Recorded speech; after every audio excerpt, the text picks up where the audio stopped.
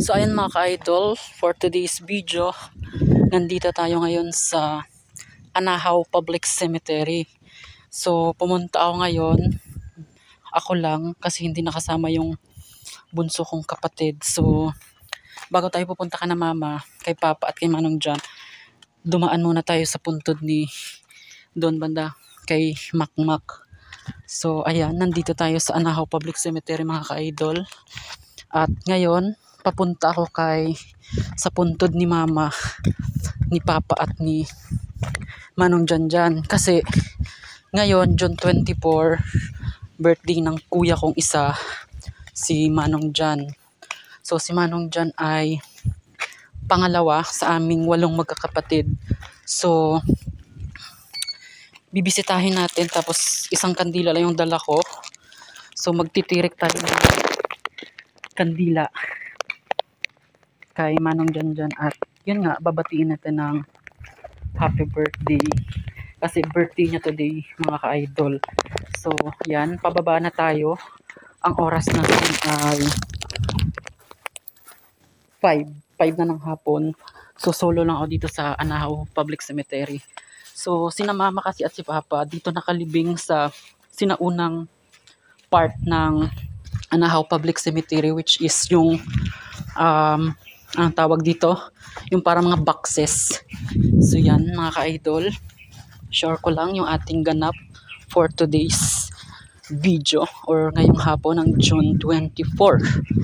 So ngayon dito na tayo mga ka-idol sa puntod ni, yan yung sinasabi ko, ito yung kasi yung sinauna dito na part. So yun, tabi-tabi po muna, pasintabi po muna sa mga kapatid natin hindi dyan nakikita. Pahintulot po, magbibideo lang tayo. So yan mga ka-idol, so yan yung puntod. Ito yung mga type of kwan dito, tulad dito parang seaman.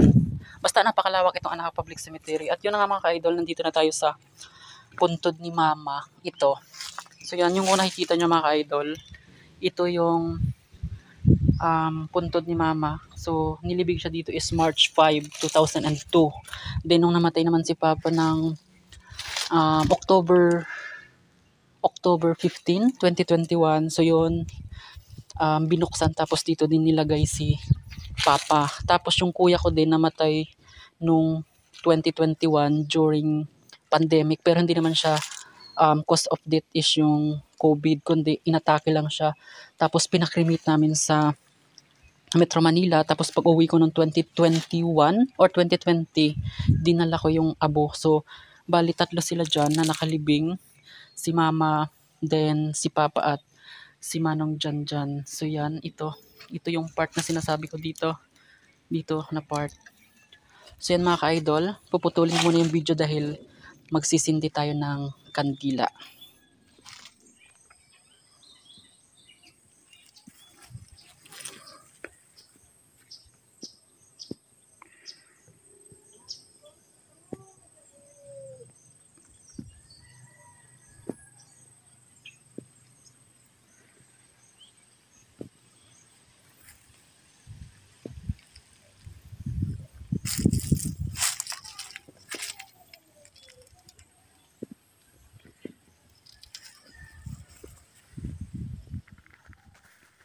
So ayan mga ka-idol, tapos na tayo magsindi ng kandila. So pauwi na tayo, pabalik na tayo dun sa part ng sementeryo na sa may kalsada. So yan,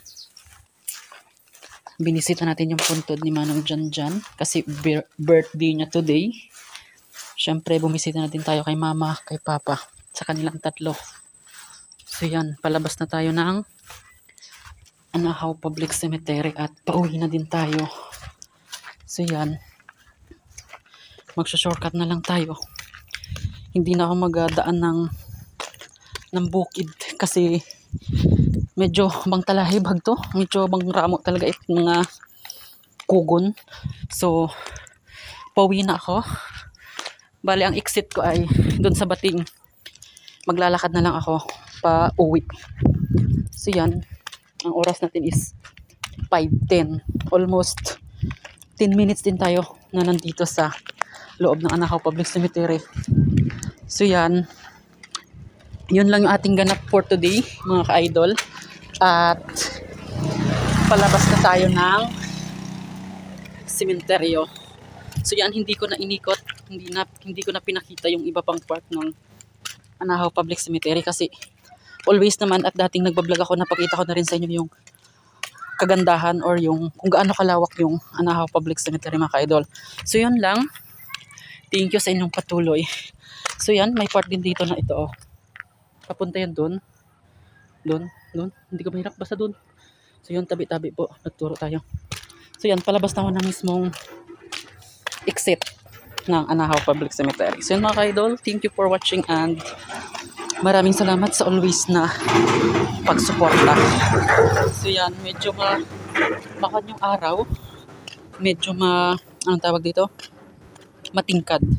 So yun, at yun lang. So yun, ito yung doon oh. Doon tayo galing na part. So yan mga ka-idol at thank you gid. Bye.